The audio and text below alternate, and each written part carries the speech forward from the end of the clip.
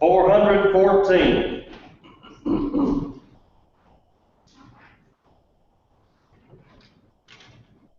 414.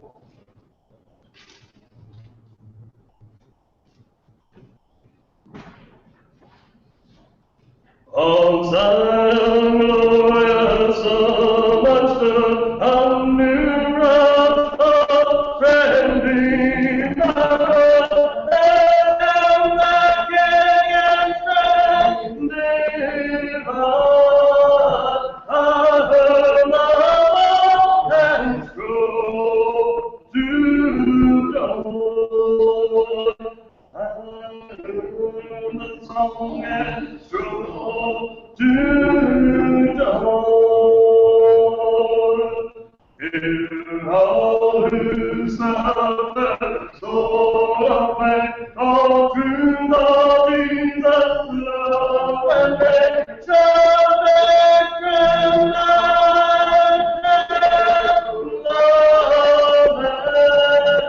and bow their own great I am, and great while everlasting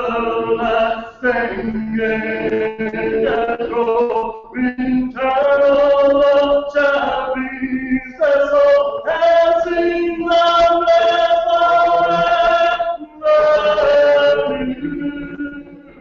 thousands of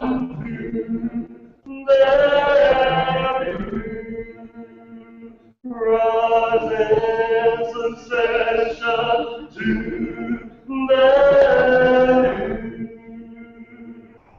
Holy, holy, holy, God of and who I reach their precious sea. Oh, Almighty King, holy, holy, holy, God of and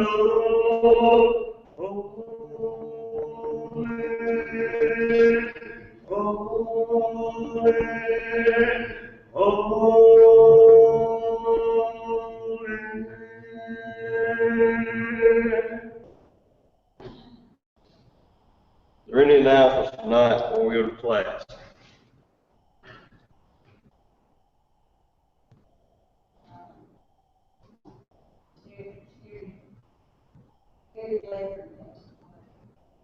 Okay, didn't know that. You'd been in bad shape.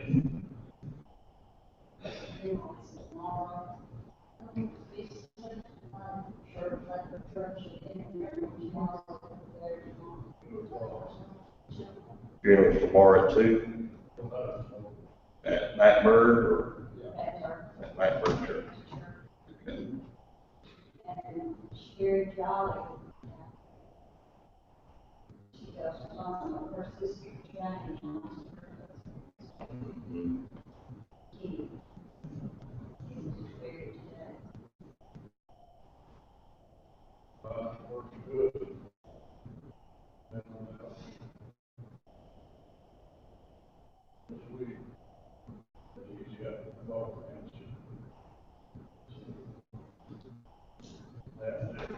Davis. All right. Anybody else?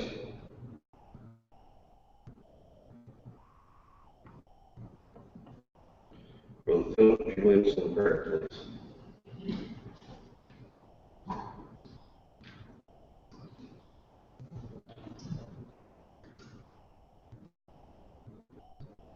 Father in heaven, thankful for this good day that you made for us. We're grateful for all the blessings that you provide for us this day, physical and material things. Most of all, we're grateful for the spiritual blessings that we have because of your love and love of your Son Jesus, his willingness to take our sins upon himself, go through the agony and pain, endure suffering that he did. We're so grateful, Father, that through his precious blood we can have forgiveness and hope. We're grateful, Father, that he loved us so much, and he's gone to prepare a place for us and promises to come again, take us home with him. This based on faith that obeys. You know, Father, we struggle sometimes and obey your will. Pray, Father, you will help us do our best. Give us strength to overcome those things that hinder us each day. Great time we have tonight. Praise you in songs, offer our prayers, study your word. We pray, Father, we take things that we learn and they will help us in our everyday lives to be that shining light in someone's life. They might have the opportunity to become a child of yours too. Grateful for the church, especially here in Petersburg, and for each one that makes up the body here. We pray, Father, you help us to all be a shining light to this community, so that those that are lost might have that opportunity to become a child of God. We ask, Father, that you be with those that mentioned that are struggling with serious health problems. Pray, Father, that their needs will be met. They can enjoy good health once again. Be your will. We ask, Father, that you comfort and strength be with those that just mentioned that lost loved ones. They will look to you for the comfort, strength that they need to get through this time of morning. Be with us now in our class.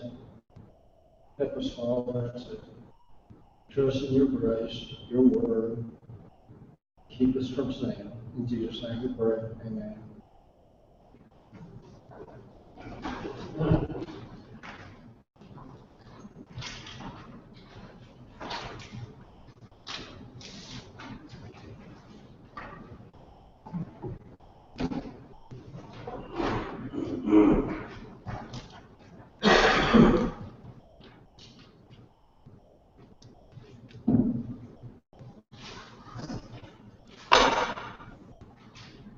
Please turn your Bible to Isaiah chapter 57, beginning at verse 13. Here is one of those passages in the Old Testament that says a whole lot of things. I want to get the context of it to suggest to you that chapter 57 and 58 has a purpose and a theme to it. But notice 13 through 15. When thou criest, let thy companies deliver thee, but the wind shall carry them all away. Vanity shall take them. But he that putteth his trust in me shall possess the land, and shall inherit my holy mountain. And shall say, cast ye up, prepare the way, take up the stumbling block out of the way of my people. For thus saith the high and lofty one that inhabiteth eternity, whose name is holy. I dwell in the high and holy place with him also that is of a contrite and humble spirit, to revive the spirit of the humble and to revive the heart of the contrite ones. Now, if you study that a little bit, I believe you'll see that this is being spoken by God, and he is inviting his people of that day to cry out to him. But what I'm after in verse 15, the only time in the whole Bible that the word eternity appears is in verse 15. Thus saith the high and lofty one, that inhabiteth eternity, whose name is holy. I dwell in the high and holy place with him also that is of a contrite and humble spirit, to revive the spirit of the humble and to revive the heart of the contrite ones. God speaking, he says, being the high and holy one that inhabiteth eternity. As sure as I dwell in the high and holy place, you can too. And he suggests that in the middle of the verse. He says, I dwell in the high and holy place with him also that is of a contrite and humble spirit. There are some qualifications that God looks for in people that he wants to be with him forever. And here he suggests that a contrite and an humble spirit is what he's looking for. But the theme that I'm suggesting for a few Wednesday evenings is that we need to study the subject of eternity. We need to study the subject of eternal themes. And we want to do it from, I always try to, when I go into a study, I look at it like I've never studied it before. And I define some terms, get into a reputable scholarly definition of what we're trying to get after. And with that defined as well as we can look at eternal themes from the angle of what the Bible has to say and learn some tremendous truth. Every time I pick up the Bible, I try to have certain attitudes about it. But if there is anything taught in the entirety of the Bible, from old to new, that there are some eternal things. Well, do we understand that the idea of eternity, there's a lot of cute sayings that some of my brethren come out with a few years ago. And the book made a pretty good circulation, and I don't ever read it anymore because I finally realized what the author was trying to do. He's just trying to sell books. And he really wasn't after anything of any good, concrete, spiritual nature. And he made criticisms of the church and of the brethren. And one of his cute expressions that I never forgot because I thought, where in the world did you get to that? He says that heaven is a fine sky and a great light by, suggesting that it's something out of this world in some other place, and you really can't learn too much about it But if you study the Bible a little bit, you'll find out that it's not a pie in the sky and a great by and by. Eternity goes backward. God has always been. When he said in Genesis 1 verse 1, in the beginning God created the heavens and the earth, that was not the beginning of God. Because God inhabiteth eternity. That means he's always been back as far as your mind could ever think, and beyond you and me, eternity looms backward.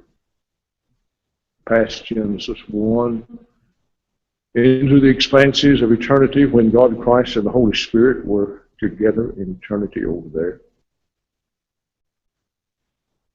And the more you study, the more you think about this, I think it's significant that this word eternity here in Isaiah 57 verse 15 is one that we need to simply not try to make something hard out of it, but just recognize that eternity, God has always been.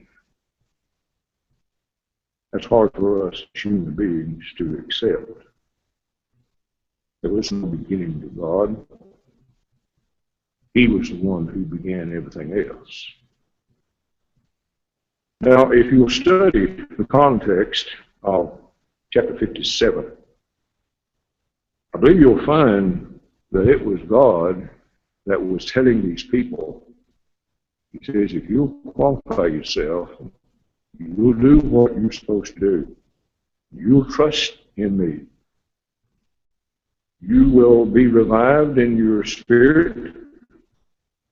You'll be revived in the heart of the contrite ones. And I like about verse 19 in that context where it says, God speaking, I create the fruit of the lips. Peace, peace to him that is far off, and to him that is near, saith the Lord, and I will heal him. I'm afraid we have forgotten where true healing comes from. I'm afraid we live in a society that has forgotten that you need to pray just as fervently, even though you're taking some kind of higher-powered medicine. A preacher friend of mine, known him, married him and his wife years ago.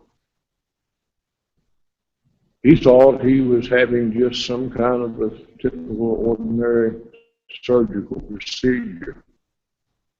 He didn't come out of it. He died on the operating table. Good man. Preached for 12, 15 years in congregation up almost in North Carolina out of East Tennessee. And I was saddened when I found that he had passed on.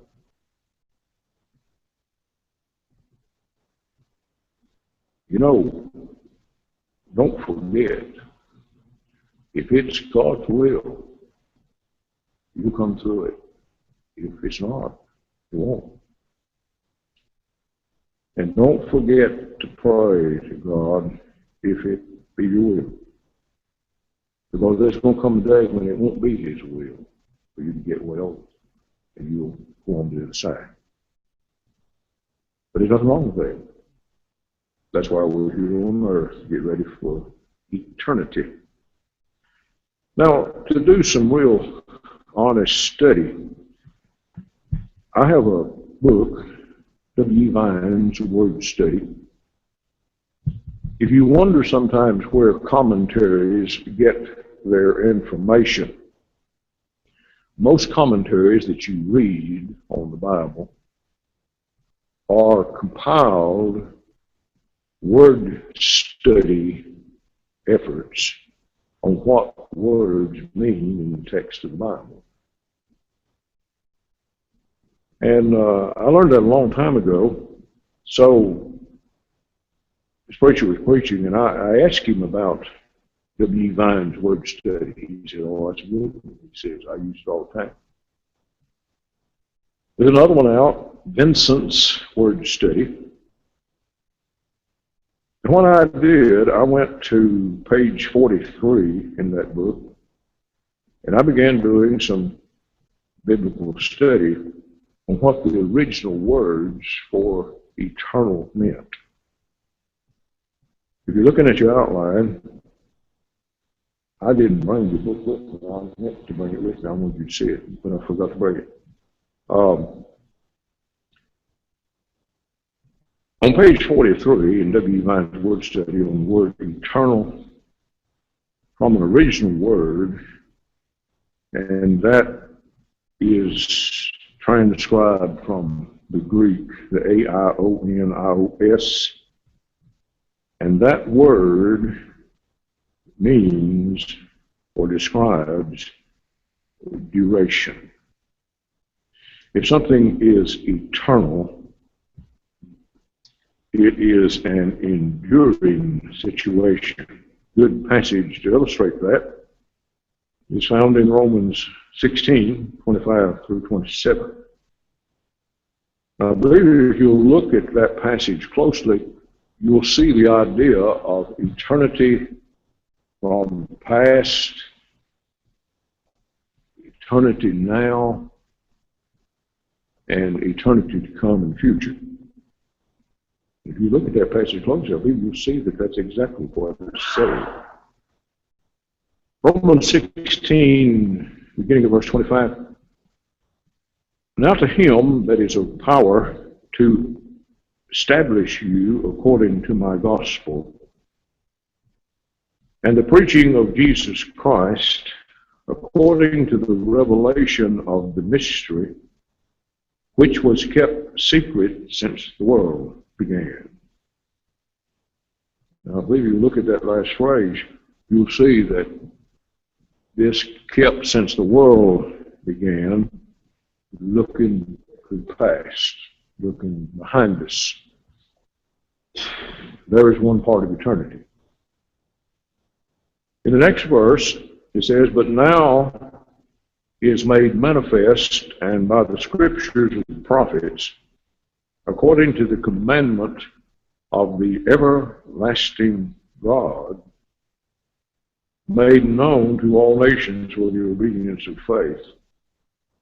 Right now, as you look at that passage, he says, "But now," in other words, that's the way it has been, that's the way it was in the past, but now is made manifest, and by the scriptures of the prophets, according to the commandment of the everlasting God. God is everlasting. He endures all things. He is now, in this passage, He is now for us in our lives. And then, as you continue the thought from verse 25 to 27, notice the way the book of Romans closes. It says, "To God only wise be glory through Jesus Christ forever." Amen. Jesus Christ forever is future, will always be, eternity, eternal. That's the way it is. So you could immediately say, well, God, Christ, and the Holy Spirit are eternal. They are spiritual beings in the universe that have endured the ages, are existing now, and will always exist. Have you ever taken a look at yourself real close?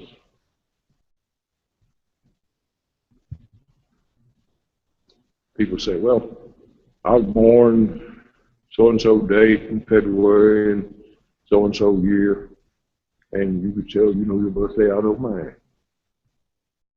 Where was I before conception in my mother's womb? wasn't anywhere. It didn't exist. It was God who made us. God's always been. God, in His infinite wisdom and knowledge, was able to create you and me in our mother's womb. But you know what's characteristic of you and me now? We're eternal. The body will go back to the dust from where it came, but there is a part of you and part of me that is eternal, will always be. Never cease to exist. That's why we need to talk about this. We need to recognize that the eternal things that the Bible talks about are very important. The temporal things really don't amount to the beans. But you can't get the average person in the world to understand this. We're so attached to the things of this world that we think they're eternal when they're not. And the next passage there, on the more defining point, 2 Corinthians 4, start at verse 17 and go through chapter 5, verse. You need to really study a whole lot of these paragraphs together because they've got tremendous meaning to them. Let's start at verse 16. For which cause we faint not, but though our outward man perish, yet the inward man is renewed day by day. For our light affliction, which is but for a moment, worketh for us a far more exceeding and eternal weight of glory.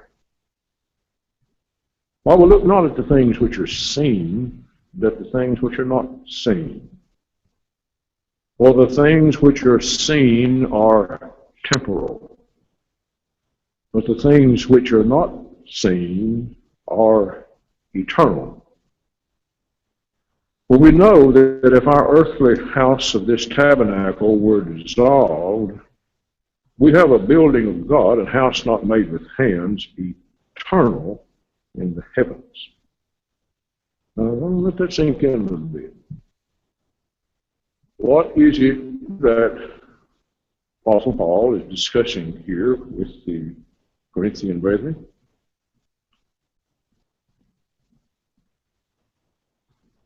He says, don't let the light afflictions of living in the flesh bother you too much.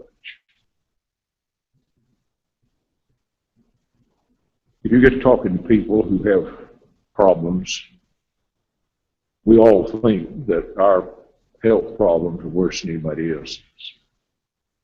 They're not.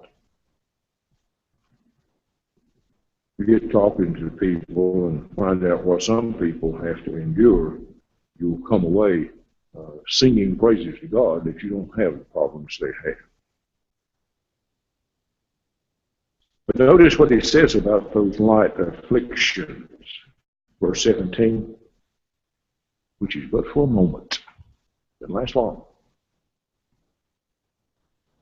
You may have a problem with some part of your body, but that light affliction is but for a moment. But what does that light affliction do for you? It worketh for us a far more exceeding and eternal weight of glory.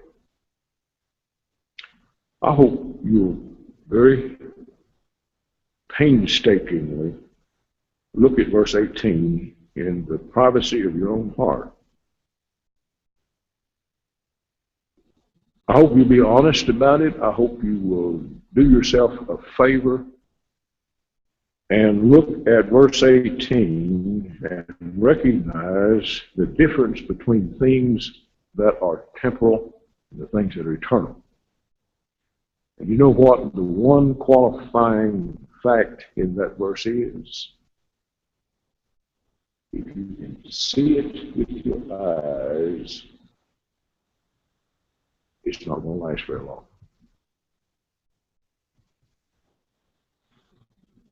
I see my hand with my eyes. That hand is temporal. Not going to last very long. Anything that you can see with your eyes, it's seen, is just passing seen. Your car, your house, your clothes, you see it. The Bible says it's temporal. It won't last very long. Well, what qualifies something to be eternal? That you can't see it with your eye. Well, what is it that you can't see? You can't see truth. Truth is attained by studying the Bible. But once you get truth into your being, and you believe it, and you obey it, and you love it, and you go by it, it's not something you can see. You see the results of it. I wondered where the wind came from for a long time. If you see weather maps, you'll see these circles across the face of the map. Those isobars is what registers or shows the wind. You can't see it. You can feel it. It could be cold, it could be hot, it could be full of moisture. But even Jesus referred to the wind. Can you see love? You can see its result. You can see what it does in your family if you have it or you don't. Well, now, think about what he's saying here. But the things which are not seen are eternal. God's eternal, can't see. Holy Spirit's eternal, can't see. Jesus Christ is eternal, can't see him. Your soul, that inward part of you, you can't see it. It's eternal. Jesus has gone to prepare a city for square. Can't see it. It's eternal. Let your mind dwell on that a little bit. And it might cause you to have a different emphasis in your life, what really matters. We've got people who are so caught up in the physical and that which you can see that it doesn't register with them, that they're chasing the fantasies of life that belong to her. And if that's all you've got, if all you've got is your house and your car and your job and the things in this world, that's all you've got. When you die, you ain't going to have nothing when you leave this world. If you see it, it's temporal. If you can't see it, it's eternal. And notice verse 1 of chapter 5. Well, we know that if our earthly house of this tabernacle were dissolved, we have a building of God, a house not made with hands, eternal in the heavens. That's all goes on. Keep on reading. You'll see that the groaning and the earnestly desiring to be clothed upon with our house which is from heaven is what life's all about. And if we miss that, And we get so caught up in the activities of the world. Not even wonder why John in 1 John 2 said, love not the world, neither things in the world. He meant love the world, love the Father is not in him. And a lot of people are so in love with the world that they can't see that they're courting a mere passing fantasy that one that will be gone forever. And if that's all you got, you ain't got nothing. And a lot of people in this world, that's all they got. They see it, they fall down before it, they worship it, they desire it, they've got to have it, and they let the things that really matter slip right through their fingers. We brought nothing into the world, we'll take nothing out. The only thing that's going to last past this world is the things you can't see. Eternal things. We need to talk about that. So for emphasis, let me say it again. Think about it. If you see it, it's temporal. If you can't see it, it's eternal. I don't know what my soul looks like by itself. I know I'm concerned about it. I'm concerned about the souls of other people.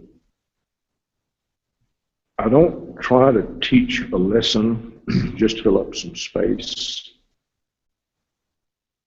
just to have something to do for 30 minutes. We might as well do something that has some permanence to it. We might as well talk about things that really matter as far as our lives are concerned. Now, it's an interesting statement made in Philemon. Where I'm getting these scriptures is from W. Vine's Word Study, where he is illustrating where this definition of eternal is found in scriptures. And I find that to be a very helpful study because it makes you think and see, well, if that word means thus, then where in the Bible does it mean that? Sometimes the word in the Bible, depending on the context, doesn't mean what you think it does. The word eternal, I think, if my studies, I remember, 66 different times the word eternal is used in the New Testament. And the verse there in Philemon, notice the way it's worded. Philemon verses 5, instead of verse 5, and it gets the theme. Paul is writing to Philemon, and he brings up, start at verse 9 in Philemon, it says, "Yet for love's sake, I rather beseech thee, being such a one as Paul the aged, and now also a prisoner of Jesus Christ, I beseech thee for my son, Onesimus, whom I have begotten in my bonds." And if you'll follow the text, Onesimus is who he's talking about all the way down through that passage. And down at verse 15, he's still got Onesimus in mind, and notice what it says. "For perhaps he therefore departed for a season, that thou shouldest receive him forever." Now think about what it says. What is important? Just having somebody for a little while, a little season? Or having someone forever?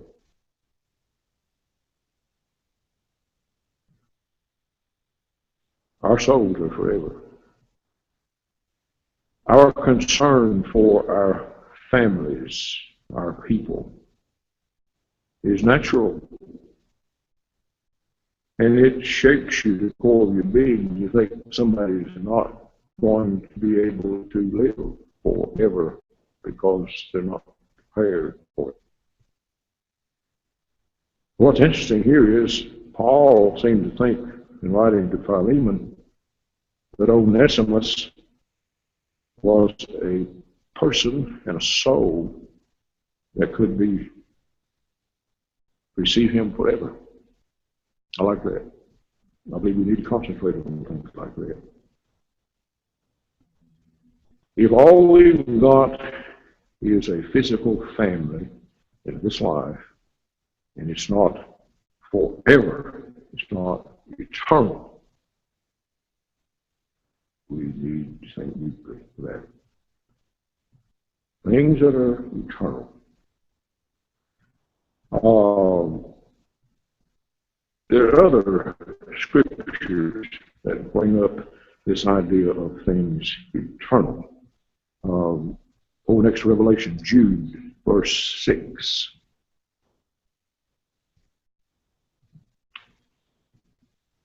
Jude, verse 6. And the angels which kept not their first estate, but left their own habitation, he hath reserved in everlasting chains under darkness, under the judgment of the great day.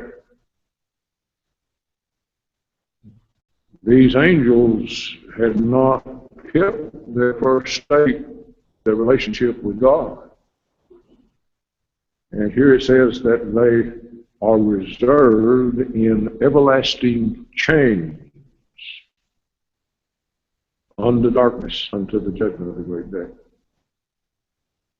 I don't know all the angles to that. I don't know everything I'd like to know. But here, these angels were going to be kept under everlasting chains. Romans 1 verse 20 uses this same expression.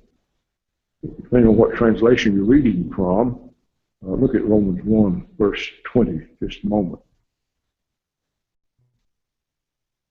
The King James Version says, for the invisible things of him from the creation of the world are clearly seen, being understood by the things that are made, even his eternal power and Godhead, so that they are without excuse. The word eternal there, in other translations, is used in the sense of everlasting. Everlasting. Eternal and everlasting things are the same picture. God has eternal power. He has everlasting power. His power is not going to be put to an end. Did you see what I saw the other night on TV? Are they advertising another movie or some edition on God is Dead #2? Have you seen that? Some years ago, the God is Dead movement really reeked through the scholars and the theologians, and they said, well, you can't see God, so he must not be. Listen, that's a very sure fact that he is. You can't see. He's eternal, forever, everlasting. And then if you wanted to go further, time's gone, the term ever, forever, and evermore. There's quite a bit of Bible that could be studied right there in that department. Does anybody have a question? Do you see why I wanted to study this? I believe it's essential that we recognize in the world in which we live today that a lot of the foolishness that's going on in the name of recreation and entertainment and what's going on in the social world and Hollywood and all the entertainment that is coming our way. I don't know how you feel about it. When I go flipping channels, if I have much time, don't have much time anymore, sit there and punch buttons and run. And I look at what's on there, and I said, man, what in the world? They fit to watch. There's nothing to it. It's simply things of this world. And it's very discouraging to me. And I find a lot of geographical information that I like to watch. Alaska, some of the National Geographic channels where you can see other places in the world and all kinds of creatures. That's interesting to me.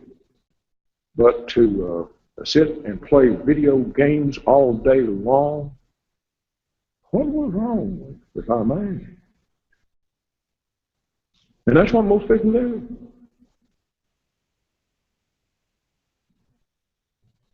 There's not going to be no video games in heaven. We need to recognize that if we've got our happiness here, what are we going to have when we leave the world? So there's a lot of things that we could look at. But time's gone. Anybody have a question? Any comment? So we've got a big long list of eternal things that we can talk about. And we can study this for 6 months. Don't want to do that.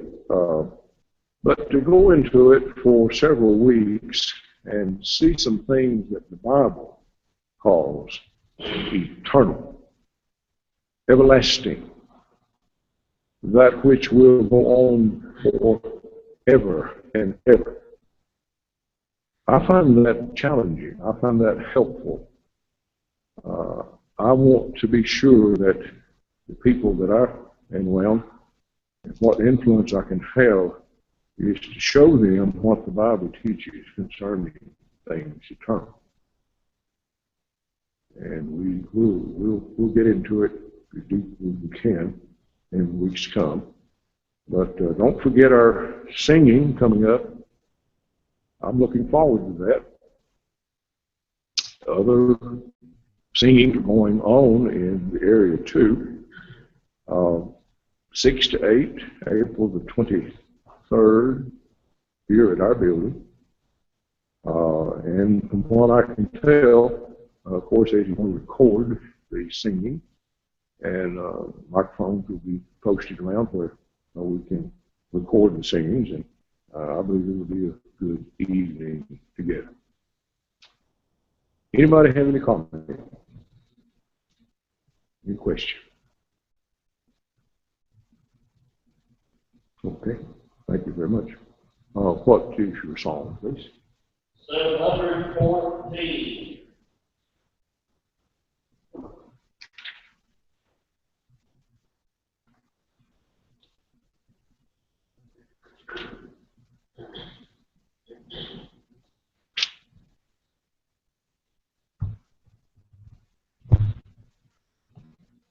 We got down to Deuteronomy chapter 33.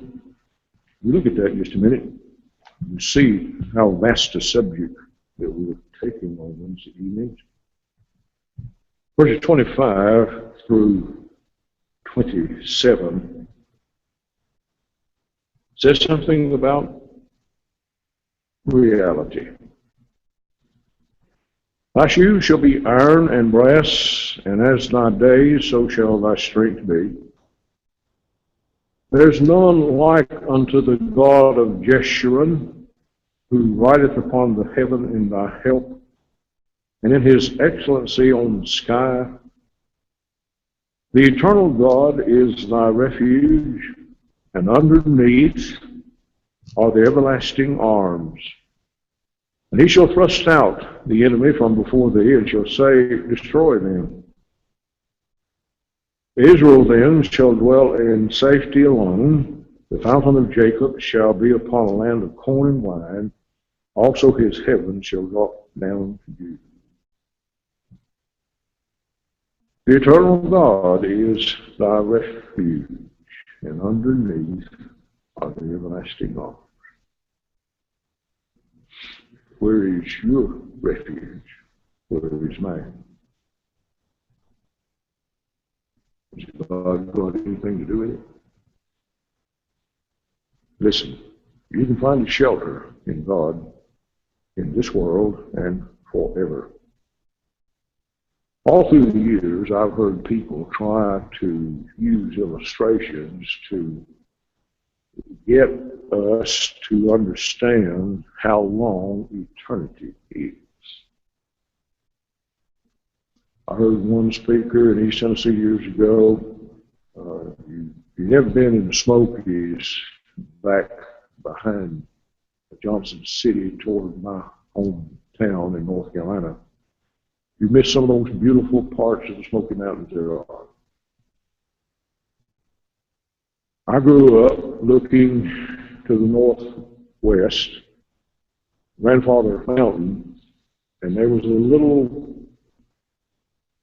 pyramid to the left of Grandfather's chin that practically all went along had snow on it. We always called that Rome Mountain. We were wrong. That wasn't Rome Mountain. Well, somebody used the illustration that if a bird could pick up a grain of dirt off of Rome Mountain and move it all the way away from that mountain to another place, that if that bird worked at it constantly on a daily basis, by the time it moved that tremendous Rome Mountain to another place, it would have been one day in eternity it passed by. Another illustration I heard years ago is that if a bird could pick up a grain of sand on the Atlantic Ocean, on the shore, fly all the way across the United States and deposit it on the Pacific coastline, when that bird would have moved all of the Atlantic Ocean coastline sand to the Pacific coastline, that would be one day in eternity.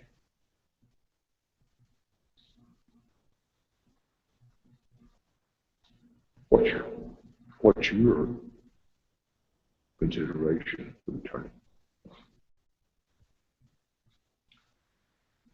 Long time. Forever. No wonder people try to believe that hell is quick, fast, over with, gone forever. It's not. Hell will be just as eternal as heaven will be.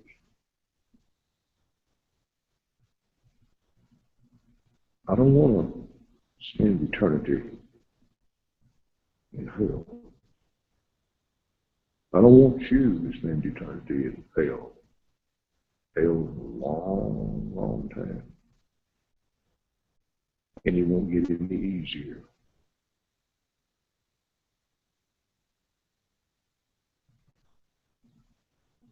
God's eternal. I want to be there with Him. I believe we all want to be there with Him. He can be our eternal refuge. We can reach down to the everlasting arms and be protected by Him. If you're not a Christian, you haven't obeyed the gospel, you've never been baptized for the remission of your sins, you need to think about these eternal things. If you're listening to this program and you're studying along with us, I hope you will consider what we're saying. I'll try to give the Bible so you can study it for yourself and see what it says. If there's anyone here who needs prayers in the church, if there's anything we can do to help you, would you come while we stand for this? Someday we'll stand tomorrow high, someday a record will say, someday I'll answer the question of why.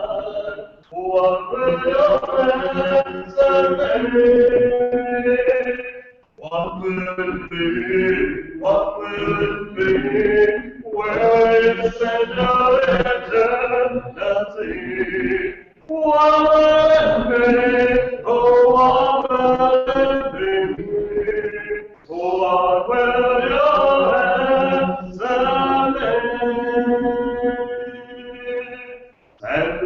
Stand you up, prepare, bending your fall to me.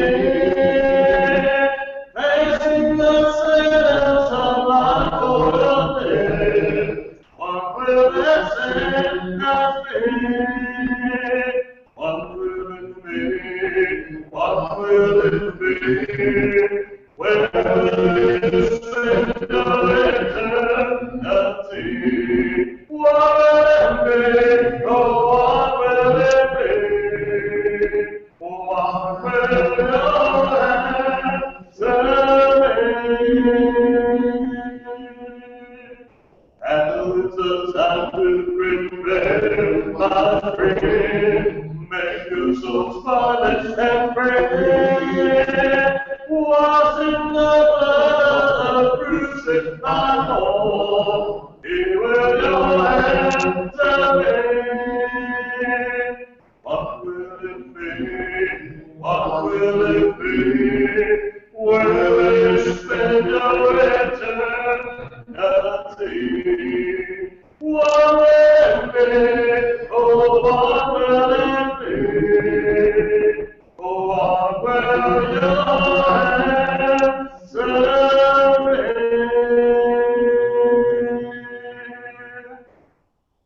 Very appropriate song.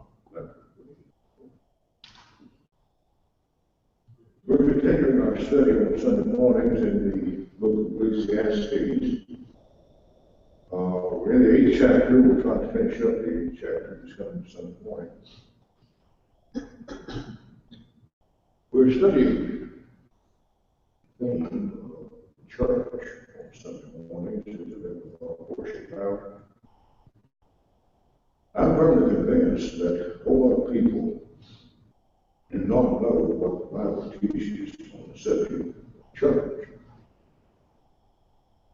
We want to deal with the question, what is the church? What is it? We'll go to the Bible to get our answers. That's something you know about our studies. Encourage you to hear them on the internet or come with you to the center. And we've been studying on Sunday evenings, studying through Psalm. But I'm going to get so specific on how to win souls that I hope you recognize what we're saying. A lot of people don't know how. You know what it takes to teach people? Wisdom. Wisdom. And God says He'll give it to you if you ask Him for it. And if you don't believe that He'll give you wisdom, He says, "Let not that man think he shall receive anything." Paul won't do that. If there was ever anything we need, it's wisdom of how to teach people when they're sold. That's what we do this Sunday evening. Biblical, sincere, straightforward. I hope you will be there and bring some favors. Thank you very much for your attention this evening. 194.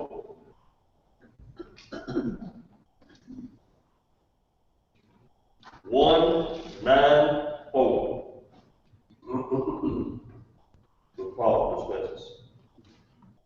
Where places go hither, in measure in the free, let truth go in and fill us. How beautiful heaven must be! How beautiful heaven must be! When all are happy and free. and heaven no rest for the weary. How beautiful heaven must be. And heaven no drooping, no hiding, no wistful elsewhere to be. God's eyes are endless shining. How beautiful heaven must be. How beautiful heaven must be. Sway on happy and free. And heaven of rest for the weary. How beautiful heaven must be.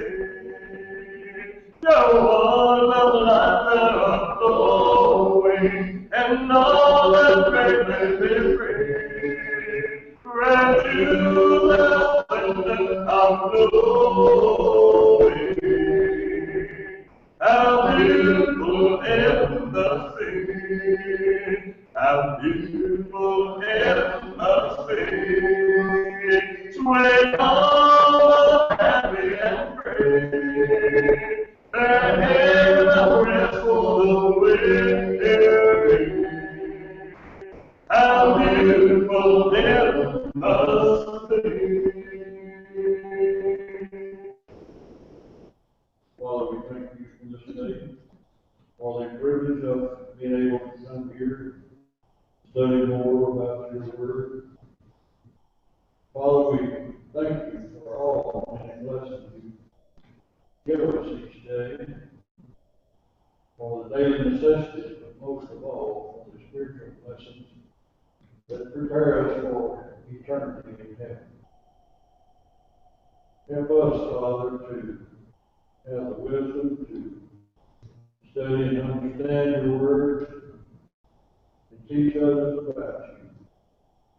Thank you for Christ, your Son, who came to this earth and lived and died, that we might have our sins redeemed and have a hope of eternal life in heaven after this life is over. Thank you, Father, for the good health that we enjoy. Pray for those that don't have good health, that you would restore their health to be thy will. Comfort those that's lost loved ones. Thank you for our church and all those that make it up. Pray, Father, that we all live in a way to be pleasing and glorifying to you. Good examples of children of thine, that others could see Christ in us. We could be a good influence on them to give their life to thee, that they might also spend life in heaven after this life is over.